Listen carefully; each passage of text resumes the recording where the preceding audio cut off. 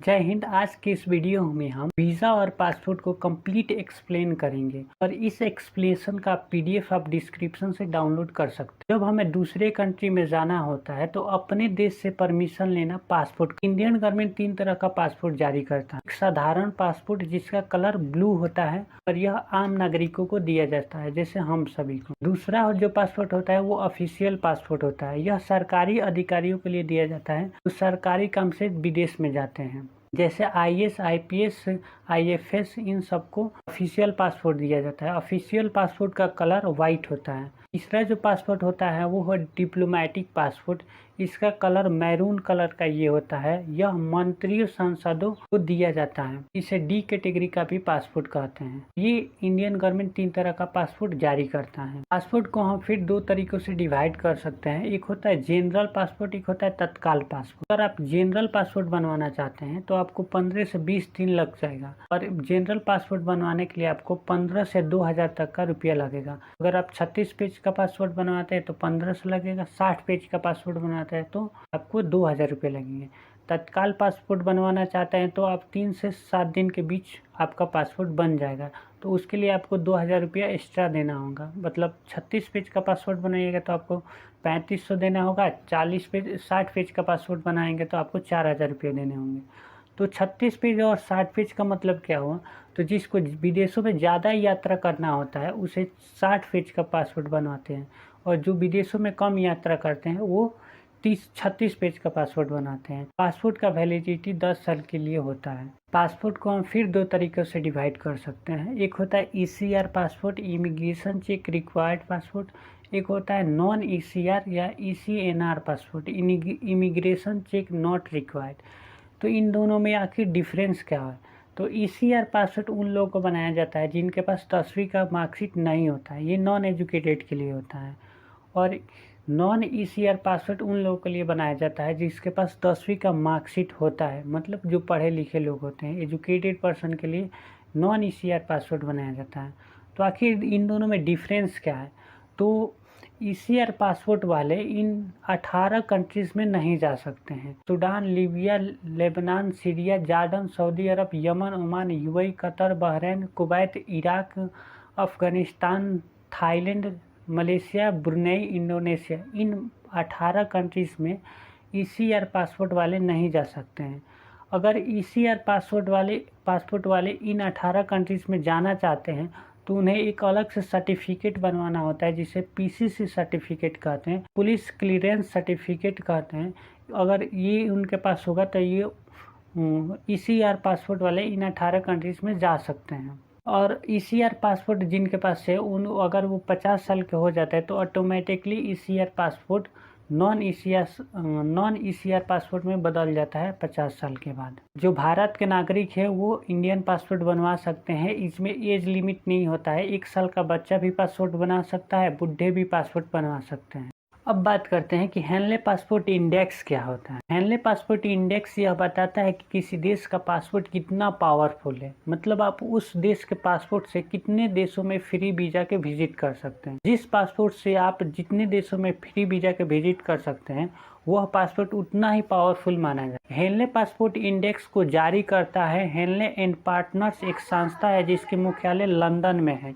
इसकी स्थापना 1997 में हुआ था। यह हेनले पासपोर्ट इंडेक्स का रैंकिंग हर एक 3 माह पे जारी करता है। अब हम हेनले पासपोर्ट इंडेक्स की रैंकिंग देखते हैं जुलाई 2021 के अनुसार। तो जो फर्स्ट रैंक पे आता है वो आता है जापान का पासपोर्ट। जापान का पासपोर्ट पूरी दुनिया में सबसे पावरफुल पासपोर्ट है। इसके अनुसार आप 193 कंट्री में विजिट कर सकते हैं। लगभग पूरी दुनिया में आप विजिट कर सकते हैं अगर आपके पास जापान का पासपोर्ट है। सेकेंड नंबर पे आता है वो आता है सिंगापुर।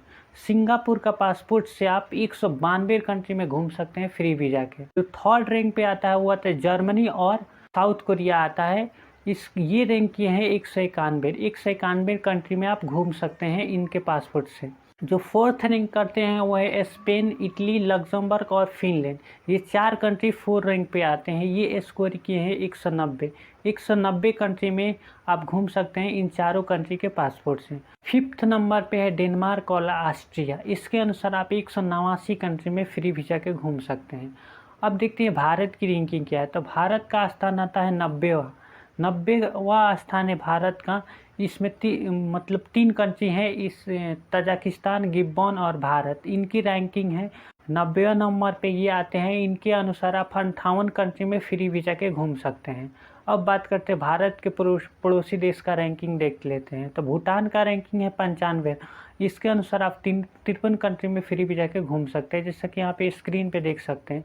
पाकिस्तान की जो रैंकिंग है 113वां नंबर पे आता है, और ये इसके अनुसार आप 32 कंट्री में केवल विजिट कर सकते हैं।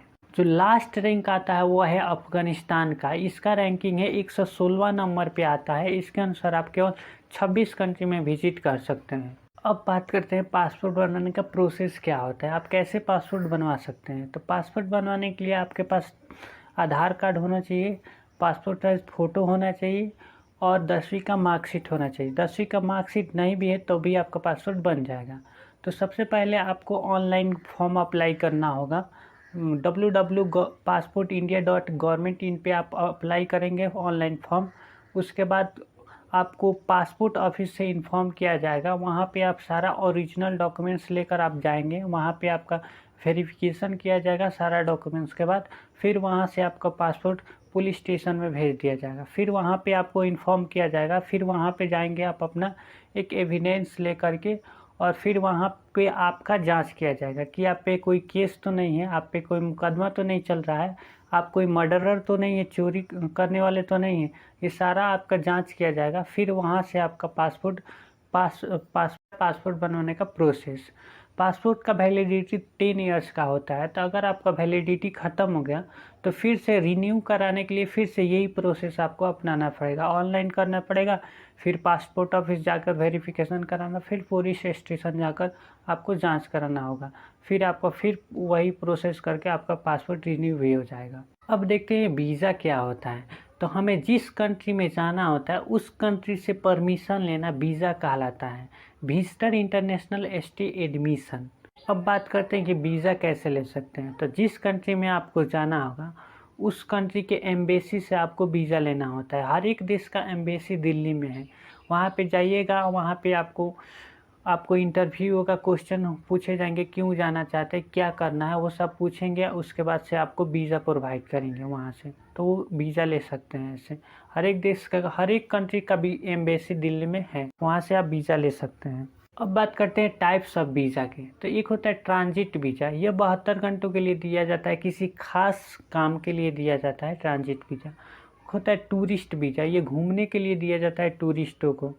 होता है बिजनेस वीज़ा, जो बिजनेस करने वाले हैं अदर कंट्री में, वहाँ पे उन लोगों को ये बिजनेस वीज़ा दिया जाता है। उनको बताना होता है कि हम अपना बिजनेस कहाँ खोलेंगे, किस चीज़ का खोलेंगे, कैसे खोलेंगे, पैसा कहाँ लाएंगे, ये सारी चीज़ें बताना होता है, तब वो मिलता है ये बिजनेस वीज़ा। बिजनेस वीज़ा का वैलिडिटी 6 मंथ से लेकर 10 ईयर्स तक का होता है। एक होता है मैरिज वीज़ा, ये जिस शादी करने वाले के लिए दिया जाता है। अगर आपको अदर कंट्री में शादी करना है तो आपको मैरिज वीज़ा लेना होता है। एक होता है स्टूडेंट वीज़ा, स्टूडेंट को ये वीज़ा दिया जाता है। इसका वैलिडिटी इंस्टीट्यूट और कोचिंग के अनुसार होता है, मतलब जितना आपका कोर्स है, मान लेते हैं 3 ईयर्स का आपका कोर्स है तो 3 ईयर्स का आपका वीज़ा प्रोवाइड किया जाएगा। और होता है एक इमिग्रेंट वीज़ा। इमिग्रेंट वीज़ा वो वीज़ा है जो केवल एक ही बार दिया जाता है। जैसे किसी को परमानेंट रह जाना है किसी अदर कंट्री में, परमानेंट जा कर के बस जाना है अदर कंट्री में, तो उसको इमिग्रेंट वीज़ा दिया जाता है। एग्जाम्पल के लिए बात करते हैं, अगर किसी अमेरिकन को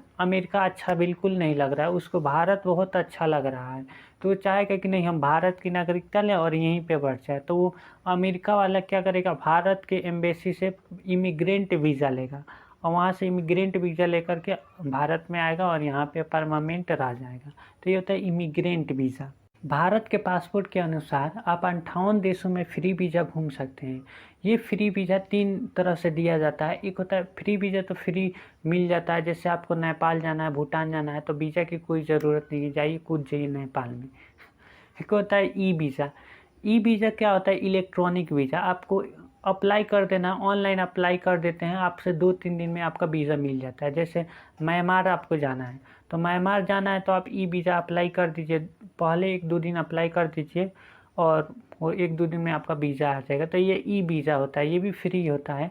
और होता है एक वीज़ा ऑन अराइवल, मतलब पहुँच कर वीज़ा ले लीजिए। जैसे मालदीव आपको जाना है, तो मालदीव आप एयरपोर्ट पे उतरेंगे, वहाँ से आपको उस एयरपोर्ट पे ही आपको वीज़ा मिल जाएगा। जितने दिनों के लिए वीज़ा लेना चाहते हैं, वहाँ पे एयरपोर्ट पे आपको वीज़ा मिल जाएगा। तो ये होता है वीज़ा ऑन अराइवल।